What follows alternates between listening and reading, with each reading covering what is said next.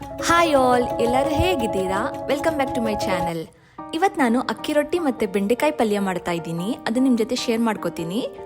ಇದಕ್ಕೆ ಬೇಕಾಗಿರೋ ಇಂಗ್ರೀಡಿಯೆಂಟ್ಸ್: ಬೆಂಡೆಕಾಯಿ, ಟೊಮೆಟೊ, ಈರುಳ್ಳಿ, ಒಂದೆರಡು ಎಸ್ಲು ಬೆಳ್ಳುಳ್ಳಿ, ಕರಿಬೇವು, ಮಸಾಲೆಗೆ ಅರಿಶಿನ, ಅಚ್ಕಾರದ ಪುಡಿ, ಧನಿಯಾ ಪುಡಿ, ಮತ್ತು ನಿಮ್ಗೆ ಇಷ್ಟ ಇದ್ದರೆ ಕಾಯಿ ತುರಿ ಸಹ ಉಪಯೋಗಿಸ್ಕೋಬೋದು, ಮತ್ತು ರುಚಿಗೆ ತಕ್ಕಷ್ಟು ಉಪ್ಪು. ಮೊದಲಿಗೆ ಒಂದು ಬಾಣಲಿಗೆ 2 ಸ್ಪೂನ್ ತುಪ್ಪ ಹಾಕ್ಕೊಂಡು ತೊಳೆದು ಚೆನ್ನಾಗಿ ಸಣ್ಣದಾಗಿ ಹಚ್ಚಿಟ್ಕೊಂಡಿರೋ ಬೆಂಡೆಕಾಯಿನ ಹಾಕ್ಕೊಂಡು ಫ್ರೈ ಮಾಡ್ಕೋತಾ ಇದ್ದೀನಿ. ಬೆಂಡೆಕಾಯಿ ಫ್ರೈ ಆಗೋದಕ್ಕೆ ಸ್ವಲ್ಪ ಟೈಮ್ ತಗೊಳುತ್ತೆ, ಸೊ ಹಾಗಾಗಿ ಒಂದು ಕಡೆ ಬೆಂಡೆಕಾಯಿನ ಫ್ರೈ ಮಾಡ್ತಾ ಇದ್ದೀನಿ ಮತ್ತು ಪಕ್ಕದಲ್ಲಿ ಹಾಗೆ ಒಗ್ಗರಣೆಗೆ ಸಹ ಇಟ್ಕೊಂಡಿದ್ದೀನಿ.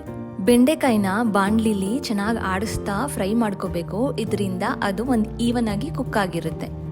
ಪಕ್ಕದಲ್ಲೇ ಒಗ್ಗರಣೆ ಮಾಡ್ಕೋತಾ ಇದ್ದೀನಿ. ಒಂದು ಪಾತ್ರೆಗೆ ಸ್ವಲ್ಪ ಎಣ್ಣೆ, ಸಾಸಿವೆ, ಈರುಳ್ಳಿ, ಕರಿಬೇವು ಮತ್ತು ಬೆಳ್ಳುಳ್ಳಿನ ಜಜ್ಜಿ ಹಾಕೋತಾ ಇದ್ದೀನಿ. ಈರುಳ್ಳಿ ಚೆನ್ನಾಗಿ ಫ್ರೈ ಆದಮೇಲೆ ಹಚ್ಚಿಟ್ಕೊಂಡಿರೋ ಟೊಮೆಟೊನು ಹಾಕೋತಾ ಇದ್ದೀನಿ. ಚೆನ್ನಾಗಿ ಫ್ರೈ ಮಾಡ್ಕೋತಾ ಇದ್ದೀನಿ ಮತ್ತು ಒಗ್ಗರಣೆಗೆ ಸ್ವಲ್ಪ ಉಪ್ಪು ಹಾಕ್ಕೊಂಡು ಚೆನ್ನಾಗಿ ಬೇಯಿಸ್ಕೋಬೇಕು.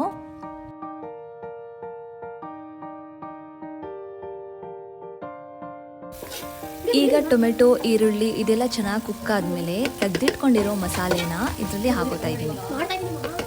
ಈ ಮಸಾಲೆನೂ ಸ್ವಲ್ಪ ಹಸಿ ವಾಸನೆ ಹೋಗೋ ತನಕ ಚೆನ್ನಾಗಿ ಫ್ರೈ ಮಾಡ್ಕೋಬೇಕು. ಪಕ್ಕದಲ್ಲಿ ನಾನು ಹೀಗೆ ಬೆಂಡೆಕಾಯಿನೂ ಸಹ ಫ್ರೈ ಮಾಡ್ಕೋತಾ ಇದ್ದೀನಿ. ಈಗ ಬೆಂಡೆಕಾಯಿ ಫ್ರೈ ಮಾಡಿದ್ದು ಆಲ್ಮೋಸ್ಟ್ ಆಗಿದೆ. ಈ ಒಗ್ಗರಣೆಗೆ ಫ್ರೈ ಆಗಿರೋ ಬೆಂಡೆಕಾಯಿನ ಸೇರಿಸ್ಕೋತಾ ಇದ್ದೀನಿ. ಸೇರಿಸ್ಕೊಂಡು ಚೆನ್ನಾಗಿ ಮಿಕ್ಸ್ ಮಾಡ್ಕೊಂಡ್ಬಿಟ್ರೆ ಬೆಂಡೆಕಾಯಿ ಪಲ್ಯ ರೆಡಿನೇ ಆಗಿಬಿಡುತ್ತೆ. ನಿಮಗೆ ಬೇಕಿದ್ರೆ ಆಪ್ಷನಲ್ ಆಗಿ ಕಾಯಿ ತುರಿನ ಸಹ ಹಾಕೋಬೋದು. ಇಲ್ಲಿ ನಾನು 1 ಕಪ್ ಕಾಯಿ ತುರಿ ಹಾಕ್ತಾ ಇದ್ದೀನಿ ಮತ್ತು ಬೆಂಡೆಕಾಯಿಗೆ ಬೇಕಾಗಿರೋ ಉಪ್ಪನ್ನ ಸಹ ಹಾಕ್ಕೊಂಡು ಚೆನ್ನಾಗಿ ಮಿಕ್ಸ್ ಮಾಡಿಕೊಂಡು ಸಿಮ್ಮಲ್ಲೇ ಸ್ವಲ್ಪ ಹೊತ್ತು ಬಿಡ್ತೀನಿ. ಈಗ ಬೆಂಡೆಕಾಯಿ ಪಲ್ಯ ರೆಡಿನೇ ಆಗೋಯ್ತು. ಪಕ್ಕದಲ್ಲಿ ಅಕ್ಕಿ ರೊಟ್ಟಿ ಮಾಡೋದಕ್ಕೆ ರೆಡಿ ಮಾಡ್ಕೋತಾ ಇದ್ದೀನಿ.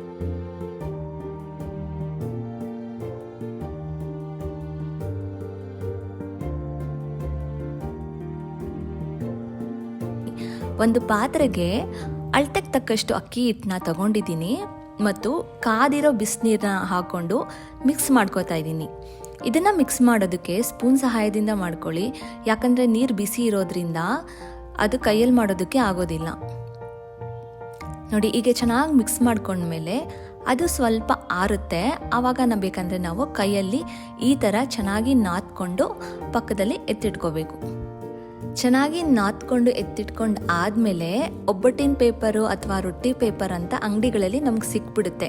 ಆ ಪೇಪರ್ ಮೇಲೆ ತೆಳುವಾಗಿ ನಾವು ಇದನ್ನು ತಟ್ಕೋಬೇಕು. ನೋಡಿ ಎಷ್ಟು ಚೆನ್ನಾಗಿ, ಎಷ್ಟು ತೆಳುವಾಗಿ ಬಂದಿದೆ. ಸೊ ಇದನ್ನು ಹೆಂಚಿನ ಮೇಲೆ ಹಾಕ್ಕೊಂಡು ಎರಡೂ ಕಡೆ ಚೆನ್ನಾಗಿ ಬೇಯಿಸ್ಕೊಂಡು ಬಿಟ್ರೆ ನಮಗೆ ಅಕ್ಕಿ ರೊಟ್ಟಿನೂ ಸಹ ರೆಡಿಯಾಗಿಬಿಡುತ್ತೆ.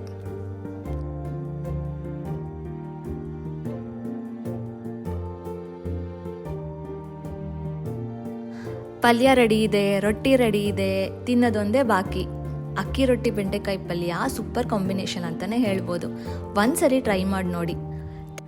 Thank you for watching. Video ಇಷ್ಟ ಆದರೆ ದಯವಿಟ್ಟು ಲೈಕ್ ಮಾಡೋದನ್ನ ಮರಿಬೇಡಿ ಮತ್ತು ಚಾನಲ್ಗೆ ಸಬ್ಸ್ಕ್ರೈಬ್ ಮಾಡ್ಕೊಂಡು ನೋಡಿ.